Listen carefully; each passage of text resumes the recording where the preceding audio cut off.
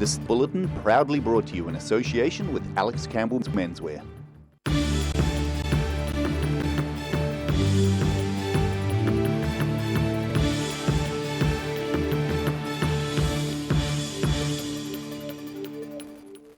Kia ora, good evening, I'm Melissa Barton.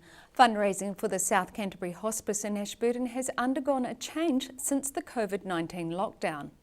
Instead of door-knocking businesses for donations, one of their fundraisers organised a 73-kilometre cycle trip for the public to sponsor. Getting ready to cycle 73 kilometres on his 73rd birthday to raise funds for the hospice in Ashburton. Tony Todd was joined on Wednesday by about 25 cycling friends, including several members of the local Lions Club, with about half a dozen of them set to cycle the full 73k.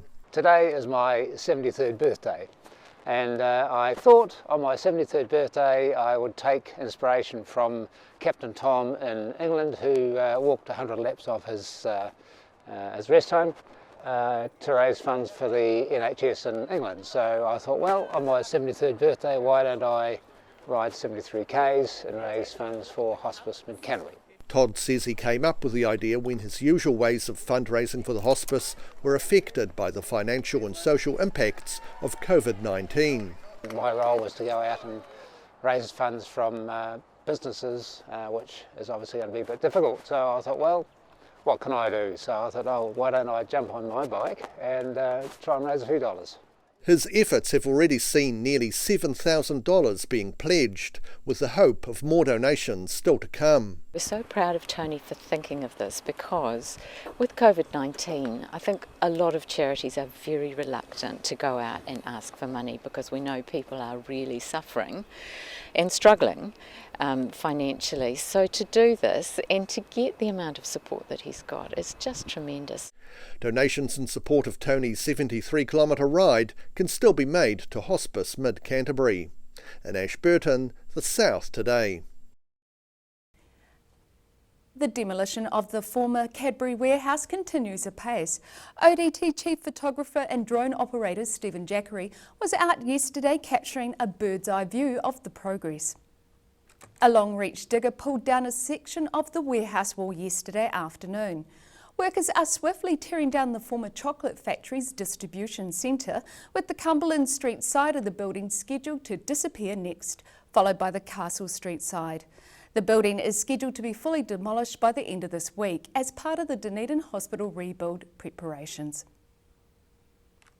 As the country slowly eases back to normality, tourist resorts are noticing a positive growth in local visitors.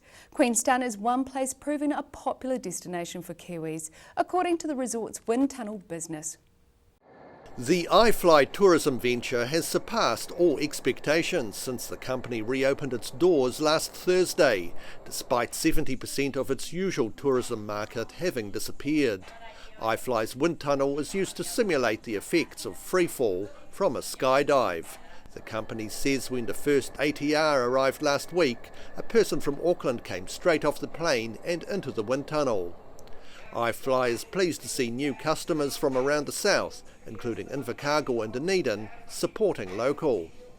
Skydive instructors and hobbyists also use the tunnel to hone their skills or learn new ones. In Queenstown, the South Today. A body was recovered from the Karara River near Queenstown after a van crash on Tuesday evening. Police say their National Dive Squad located the body in the partially submerged vehicle yesterday afternoon. They say they are yet to formally identify the body and have a number of further inquiries to carry out. Police say motorists found debris on State Highway 6 near Victoria Flats Bridge on Tuesday evening. Life is starting to return to normal in the rugby world, with Super Rugby teams restarting their team training this week. The Highlanders have 2 weeks to get match fit before their first game against the Chiefs at Forsyth Bar Stadium on June the 13th. Checking in for the first time in more than 10 weeks. The Highlanders were back on the turf at Forsyth Bar Stadium this week. Training resumed for the Dunedin-based Super Rugby team, though players were still restricted to training bubbles and strict tracing procedures were in place. Head coach Aaron Major says the team is rearing and ready to get back into action, when the revised Super Rugby competition starts next month. First couple of days of obviously a lot of excitement around. So I think the boys have enjoyed being able to spread their wings a little bit more, and the connection was really critical for us coming in. But really proud of the connection through the whole challenge, really, through isolation. That was a big focus of ours, making sure the guys didn't go through the challenge by themselves, although they're in isolation, making sure the connection was really strong and really put on our boys around who they wanted to be when they turned up on day one. Major says the players' fitness levels were given a thorough run-through after 2 months of isolation. And while they had been doing as much as they could at home, he says there's nothing like the real thing. Obviously, they were tested straight away with Broncos and gym sessions and a good sort of review, sort of preview of our season so far, and also looking forward. So, yeah, on the whole, some good excitement there. All Black and Highlanders halfback Aaron Smith says it was good to finally be allowed to interact with his teammates. He says he's confident the team will be ready for their first game against the Chiefs in 2 weeks. Just more and just great to be around the guys again in an interesting situation, but as you said, way better than being at home and trying to do our training by ourselves. Had a great couple of days so far. Awesome to be out on the stadium training yesterday, indoors. Super Rugby Aotearoa will kick off in Dunedin on June 13, and the 10-week competition will feature home and away games between all 5 New Zealand teams. In Dunedin, the South today. Still to come on the South today, we have Global Insight with Professor Robert Patman, so see you after the break.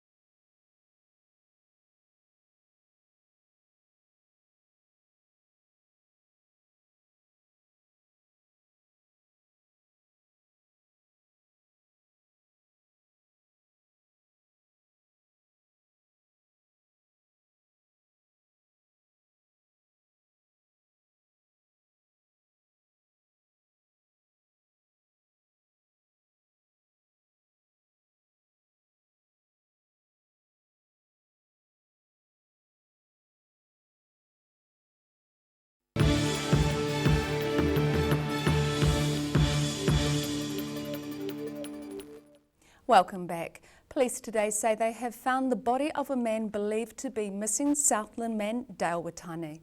The body was found in the Longwood forestry block, 45 kilometres west of Invercargill. A formal identification process is being undertaken. 30 land sale volunteers from Southland and Otago took part in an extensive search at the forestry block last Saturday. The 40-year-old went missing on April the 16th from Otautau and had not been seen since. The United States might already have evidence of other life in the universe, Professor Robert Patman says. In today's episode of Global Insight, Professor Patman says NASA predictions for the next couple of decades suggest they might already have indicators we will find life as we explore beyond our planet. Welcome. I'm Bruce Munro, and with me is International Relations Specialist Professor Robert Patman, and this is Global Insight. Half a century ago, the United States won the space race when it landed 2 men on the moon. That achievement gave the United States decades of political and economic dominance globally. Welcome, Robert. Morning, Bruce. On Sunday, the US launched a secret space plane. And last year, India launched its second lunar mission. Even New Zealand has a space agency. It looks like a second space race has begun.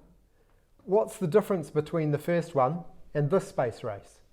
Well, I think the first one, Bruce, was a much more of a binary affair between the United States and the Soviet Union, whereby the exploration of space became a key component of the Cold War between the Soviet Union and the United States. The Soviet Union was an early front runner. It launched Sputnik in 1957, which shook the Americans. And then the Russians also had the first astronaut into space, Yuri Gagarin, in 1961. In 1962, President Kennedy pledged to send human beings to the moon, and he didn't live to see it, but it was achieved in 1969 with the Americans being the first and so far the last human beings to make it to the moon. So in a sense, that ended in an American victory. They got to the moon first, but they terminated. Their last visit to the manned mission to the moon was 1972.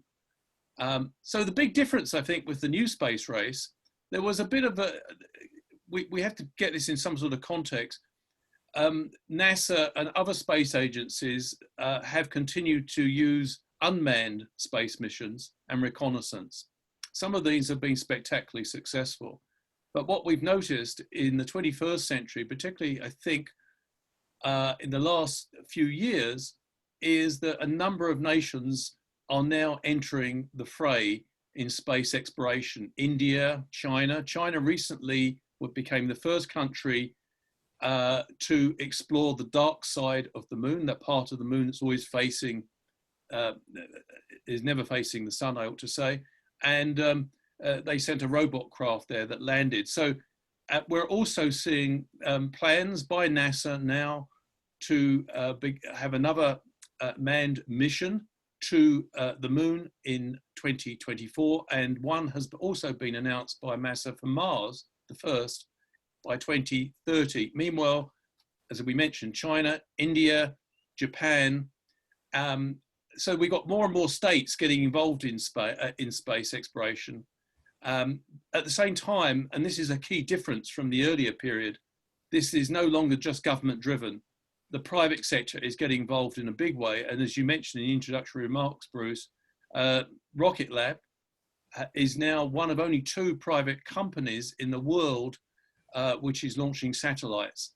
So in a sense, New Zealand has also become part and process of this, part and parcel of this process. And what I think it's very different in that sense. It's much more a decentralized exploration of space than occurred before. There will, of course, be collaboration, but also competition. And the full episode of today's Global Insight can be found on the ODT's website. After the break on the South Today, we continue with this year's ASB Otago Sports Awards coverage, and we have tomorrow's weather for you, so stay with us.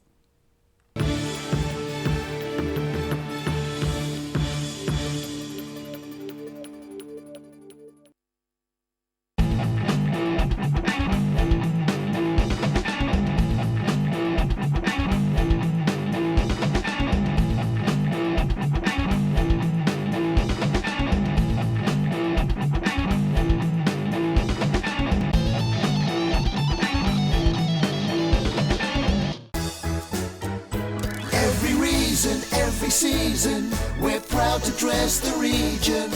Alex Campbell Menswear, it fits.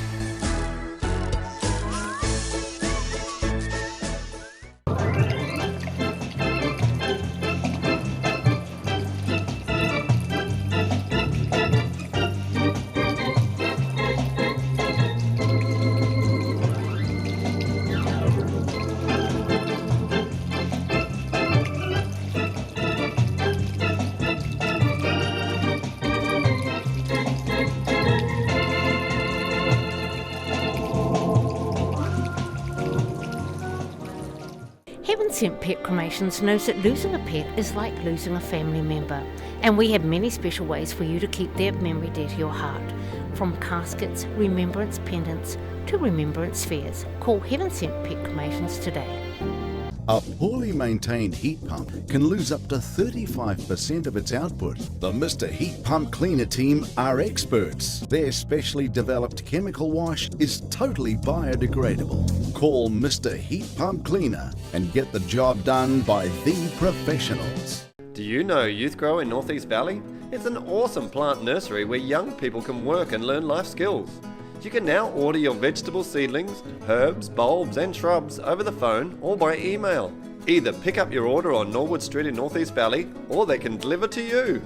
Look for Youth Grow Garden Centre on Facebook or visit youthgrow.org.nz. Happy gardening! Step into Shop on Carroll and discover a shop full of treasures. We have a fantastic range of vintage and retro clothes, upmarket clothing labels, collectible items, beautiful jewellery, quality linen and the best range of vintage haberdashery. Wrens are Otago's painting, tiling and plastering experts. Offering a free measure and quote, Wrens is a name you can trust to get the job done right. Call Wrens today on 477 9384 or visit wrens.co.nz. Inside are all sorts of innovations from all over China.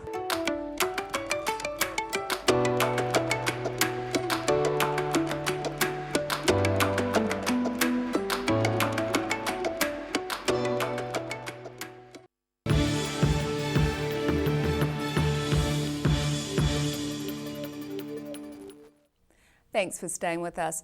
Now we continue with this year's ASB Otago Sports Awards coverage on the South Today.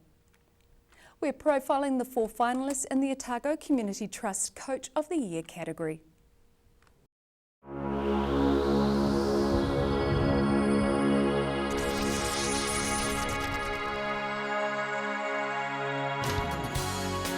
Lars Humer, swimming.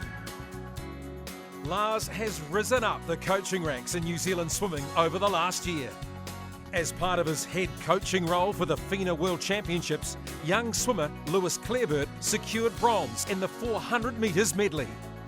While Lars' local athlete Erica Fairweather excelled unimaginably, breaking age group records for fun on her way to a Junior World Championships gold medal.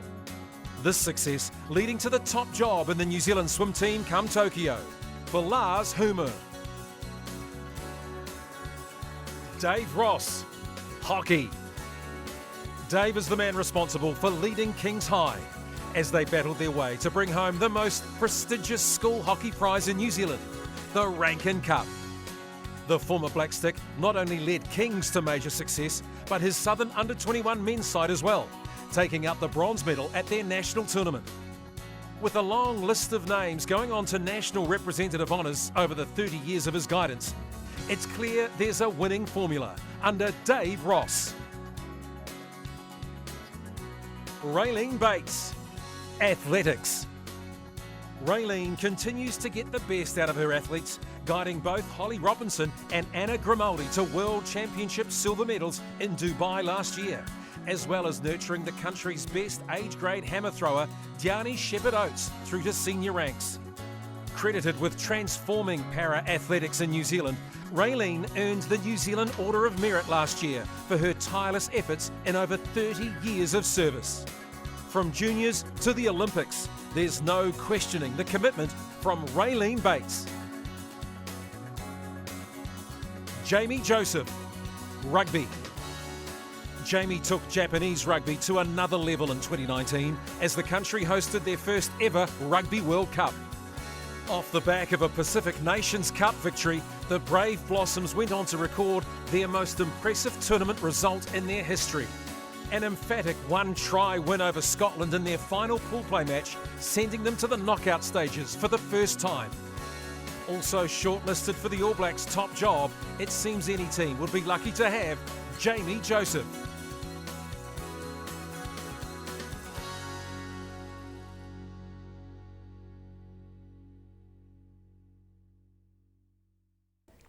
And time now for a look at tomorrow's weather. Tonight's weather proudly brought to you by Mole Map.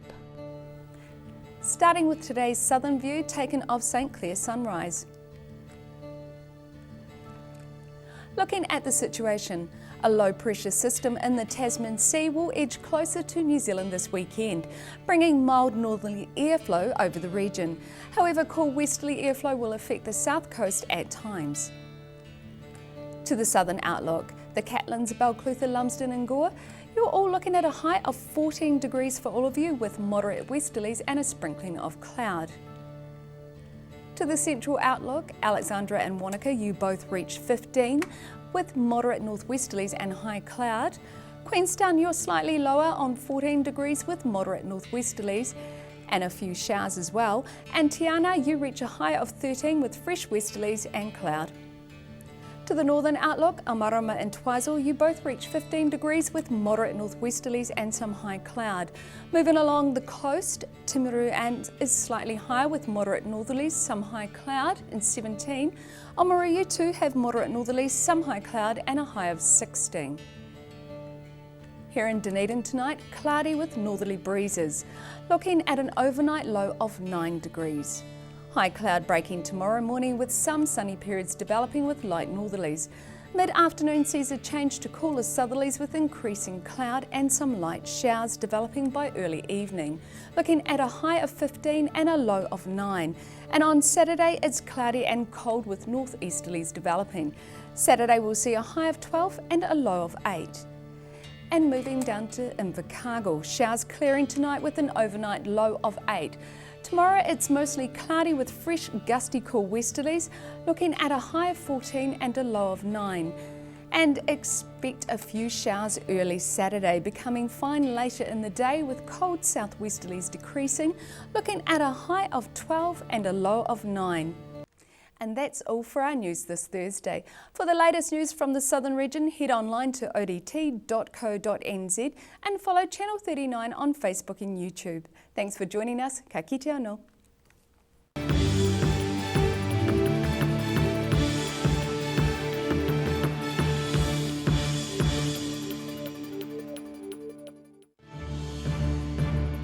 This bulletin proudly brought to you in association with Alex Campbell's Menswear. Supporting local content so you can see more of New Zealand on air.